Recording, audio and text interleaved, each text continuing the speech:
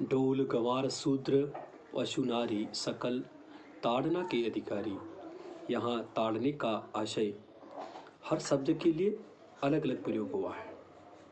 ढोल ढोल जो एक वाद्य यंत्र होता है, चमड़े से मढ़ा हुआ वाद्य यंत्र होता है जिससे हम सभी वाकिफ़ हैं। और वहाँ ढोल के संदर्भ में अगर ताड़ना शब्द की बात करें तो ताड़ना से आशय उसको अच्छी तरह से बजाना, यानी कि ढोल को अच्छी तरह से बजाना, उचित लय राग और आलाप में बजाना, उस प्रकरण को यहाँ पर ताड़ना कहा है।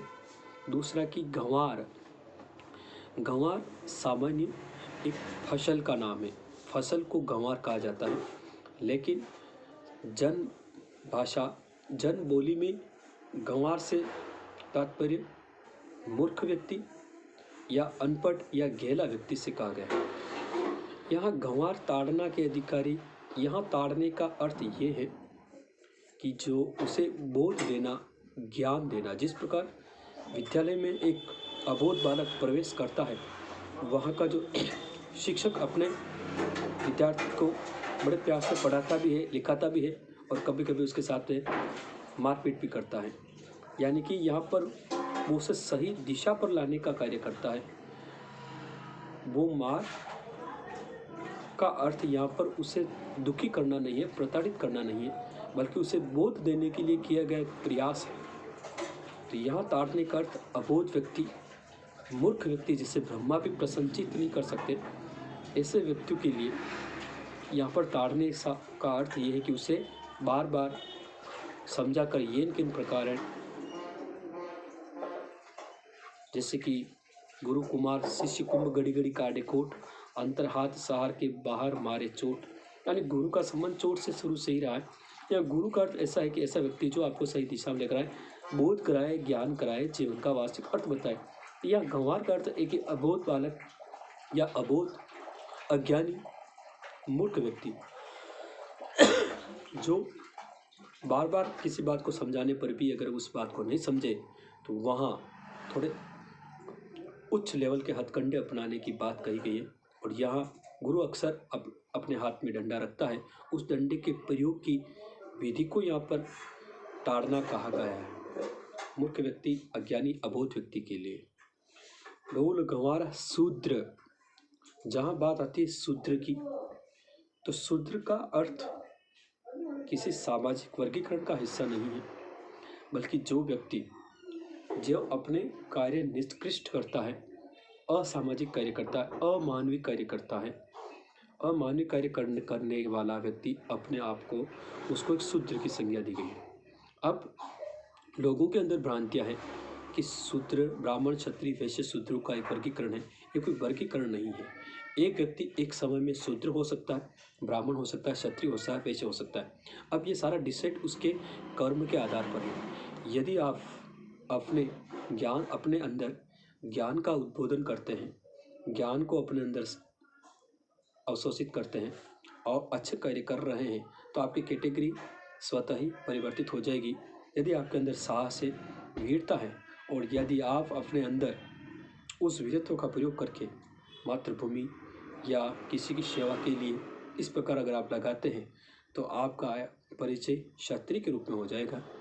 लेकिन यह शूद्र से आशय समाज के वे कार्य, असामाजिक कार्य अगर आप कर रहे हैं और जिसे समाज स्वीकार नहीं करता है, ऐसे कार्य करने के बाद में आप अपनी एक अलग ही कैटेगरी में चले जाएंगे। लेकिन वर्ण व्यवस्था और जाति व्यवस्था के आधार पर अबोध लोगों के कारण या मूर्खों के कारण इस कैटेगरी को इस प्रकार डिवाइड कर दिया कि हमें ऐसा लगता है कि इन जातियों के लोग इस वर्ग में आते हैं। जैसे ब्राह्मण का अर्थ सिर्फ ब्राह्मण जाति के लोग ब्राह्मण में आएंगे, क्षत्रिय में राजपूत, गुर्जर, न जाने इस प्रकार की जो जातियाँ जो हमेशा राज्य करती आई है वो क्षत्रिय होंगी। वैश्य के अंदर किसान वर्ग, गुर्जर, गाय चलाने वाले गोपालक, अन्य प्रकार के जो व्यापारी वर्ग है, वाणिज्य वर्ग है, वो आएंगे। तो ये हमारा एक मूर्ख लोगों की वजह से इनका क्लासिफिकेशन है। शूद्र के अंदर उन्होंने ST SC वालों ने ऐसा सोचा कि हमारे शायद कैटेगरी वो है, लेकिन ऐसा कुछ भी नहीं है। कर्म पर आधारित व्यवस्था के कारण सबका कर्म प्रधान ही वर्ण व्यवस्था थी। लेकिन मूर्खों की वजह से न जाने किसी ने इस प्रकार जातियों के एक स्पेक्ट्रम्स बनाकर, बंडल्स बनाकर, क्वांटा बना करके उनको हमारे ऊपर स्थापित कर दिया। तुलसीदास जी एक महान कवि हैं, इसके साथ साथ महान कलम की पुरोधा है। उनकी क्लासिफिकेशन का अर्थ ये जाति आधार नहीं था, व्यक्ति कर्म के आधार पर उस चीज़ को प्राप्त करता है। यदि आप शिक्षक बनने के कर्म करते हैं तो आप शिक्षक बन सकते हैं, डॉक्टर्स बनने के कर्म करते हैं तो आप डॉक्टर बन सकते हैं। व्यक्ति वही है, लेकिन उसके कर्म के आधार पर उसका किरदार निर्धारित होता है। आप एक अच्छे वक्ता बन सकते हैं, अच्छे प्रवक्ता बन सकते हैं।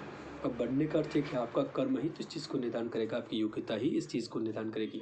तो योग्यता ही आपको उस चीज़ का निर्धारण देगी। डोल, गंवार, शूद्र, पशु। पशु का अर्थ हम जानते हैं कि पशु वह व्यक्ति होता है जिसे के पास में विवेक नहीं होता, और मानव के पास में विवेक होता है, लेकिन वो विवेक का यदि इस्तेमाल नहीं करता है तो जड़ बुद्धि हो जाता है, तो उसे पशु कहा जाता है। इसलिए मानव को दो पैरों वाला पशु भी कहा जाता है यदि अपने वो विवेक का प्रयोग नहीं करता है।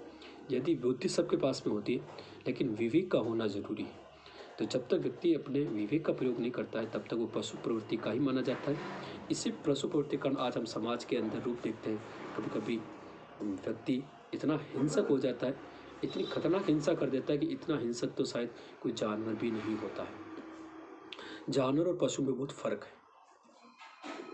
इसलिए जानवर जब हिंसा करता है तो वो उसकी नैसर्गिक प्रवृत्ति है, वो अपने शिकार के लिए हिंसा करता है, उसका और कोई उद्देश्य नहीं होता है। लेकिन मानव जब हिंसा करता है तो उसका उद्देश्य किसी को कष्ट पहुंचाना होता है, किसी को हानि पहुंचाना होता है। उसका अर्थ ये नहीं है कि मानव को हिंसा कर रहा है किसी की तो उसका अर्थ उसका मांस खाना उसका उद्देश्य होगा, नहीं। आपसी देश, जलन और कई प्रकार की मानवीय कुप्रवृत्तियों का उदाहरण होता है। इसलिए पशु यानी ऐसा व्यक्ति जो क्रूर व्यक्ति हो, हिंसक व्यक्ति हो, इसके साथ साथ अनैतिक व्यक्ति हो, ऐसे व्यक्ति ताड़ना, अर्थात यह ताड़ना का अर्थ मारपीट से नहीं है, बल्कि उसको डराने और धमकाने और सही राह पर लाने के लिए बताया गया है। नारी, नारी शब्द, नारी का अर्थ ये होता है कि ना रही, यानी जो किसी की नहीं रही हो। रामचरितमानस के अंदर नारी शब्द का प्रयोग लगभग 2 बार हुआ है। जैसे सुपर्णखा के लिए नारी कहा गया है। नारी क्यों कहा गया? क्योंकि एक ऐसी महिला शरीर से होने के कारण वो महिला नहीं है। यह नारी शब्द उनके लिए प्रयोग किया जाता है जो किसी की नहीं रही हो। इसलिए यहाँ नारी से तात्पर्य ये नहीं है कि समस्त जो महिला जाति है, अब जो उनके लिए नारी शब्द कहा गया। नारी अर्थात जो किसी की नहीं रही हो, अर्थात जो अपनी सारी लज्जा भंग करके या सारे सामाजिक नियम को तोड़ करके अपने चरित्र को तार तार कर देती हो और जो किसी की नहीं हुई हो, ऐसी महिला को नारी कहा गया। वो भी ताड़ना के अधिकारी है, या ताड़ने का अर्थ है कि उसको पास में नहीं रखने से तात्पर्य है, या उससे हमारे समुच्चय में शामिल नहीं करने से इसका अर्थ है। दूसरा कि उसको फटकारने से है या उसको दुत्कारने की वजह से है, ताकि जिससे वो उसे बोध हो जाए कि सारे लोग मेरे साथ इस प्रकार व्यवहार करेंगे तो शायद मुझे अपने अंदर सुधार करना चाहिए। यदि यह नारी का उस किरदार के बारे में बताया गया है जो किरदार जिसे समाज स्वीकृत नहीं करता, या ऐसा किरदार जो स्वयं महिला जाति के ऊपर एक प्रश्न चिन्ह खड़ा करता है। तो महिला का वह किरदार जो उसे दूषित करता है, महिला का वह चरित्र जो उसे चरित्रहीन बनाता है, या ऐसी प्रवृत्ति जिससे उसके महिला होने के गुण को ही लज्जित करता है, इस प्रकार विकार से युक्त यदि कोई महिला है तो उस महिला को नारी कहा जाता है। इसलिए वो भी ताड़ना की अधिकारी है। यह ताड़ना का अर्थ उसे दूरी बनाए रखने का अर्थ। अगर हम इन सारी चीज़ों को और भी डिटेल में अगर बात करें तो ताड़ना की अगर गहन अगर विस्तृत व्याख्या करें तो हमें यहाँ पर बहुत ही अच्छा सुबोध हमारे सामने निकल कर आएगा।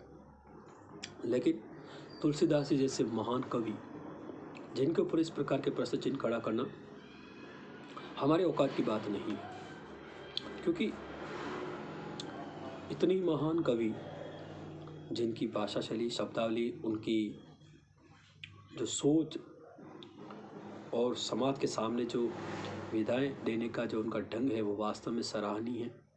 हम उनके सामने कुछ भी नहीं हैं।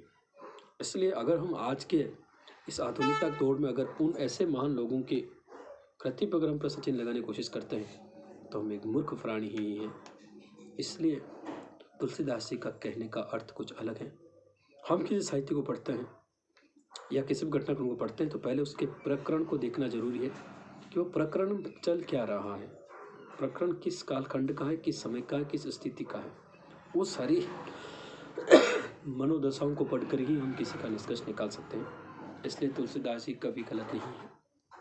उनके लिखने का ध्येय अलग है, उनका लिखने का अर्थ ही अलग है और उनके उद्देश्य ही अलग है। आइए ऐसे महान ऋषि की रचनाओं को हम एक बार पढ़ें और हमारी विकृति के कारण हम उस ग्रंथ के ऊपर प्रश्न चिन्ह नहीं लगा सकते हैं। इसलिए सुबोध प्राप्त करें। साबार।